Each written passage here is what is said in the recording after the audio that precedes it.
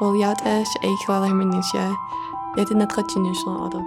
My name's Keilila Hamren. I'm running into the Water People clan, and this is what makes me a Diné woman.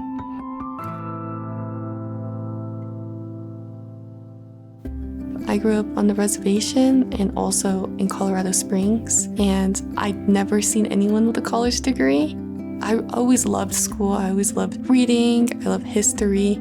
Growing up, my Che and my grandma would always say, the more knowledge that you have, the more you will succeed in life.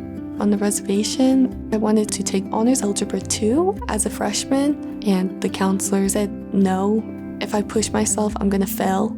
I remember being confused because I already knew in my heart that I could do better in a higher class. My mom was confused too. She was like, well, do you see your scores? You're getting over 100%. You can probably transfer to Flagstaff. They have better academics. So when I was 13, I transferred to a dormitory here out in Flagstaff. It's about 4 hours from home.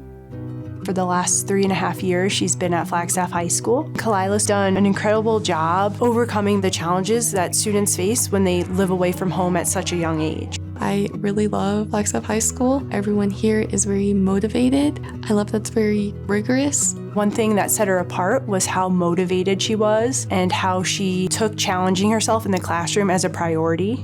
Keilila is engaging in rigorous college level, post-college level coursework and research. I did a project about water systems around the Navajo Nation where there's abandoned mines and people couldn't really drink water from certain wells. People would get sick with cancer, and it turns out it was from the uranium mine legacy that poisoned the land.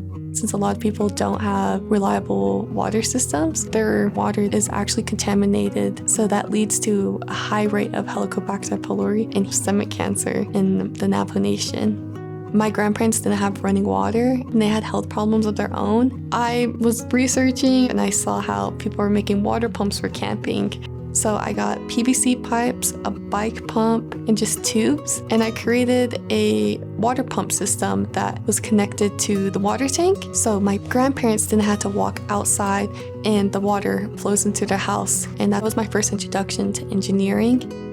The first time that I met Keilila was at an Intertribal Centennial Conversations group meeting. Keilila and some other students had been on the Rise River trip for Indigenous youth. They came in to report what they learned, what they felt was valuable. On that river trip, I really saw how ancestral homelands are actually at harm. I got to learn how Navajos, Hopis, and Zunis, all our stories connect to this one spot, and why it's not only impactful to my Navajo culture, it's impactful to everyone. I talked about, what about we can bring more Indigenous youth to these river trips so that they can really see how environmental change affects their identity. With people like Keilila in leadership roles, others will be motivated to come and be a part of our conversations, and that is a really important step in generational learning and surviving cultures. I want to attend W.F. Brinke's Honors College at University of Arizona, studying chemical and environmental engineering, where I can learn how to create systems that provide clean water on the Navajo Nation and heal my community from environmental racism. The U of A needs to watch out.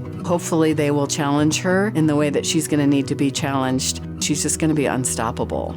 Something that I've learned from Keilila, if you have a goal and you are resilient, keep that goal in the back of your mind, you will get there. And that's what she's done. If I could go back to my younger self, I would say that you have this ambition in your heart. And if you really, really want it, you'll make ways for things to work out.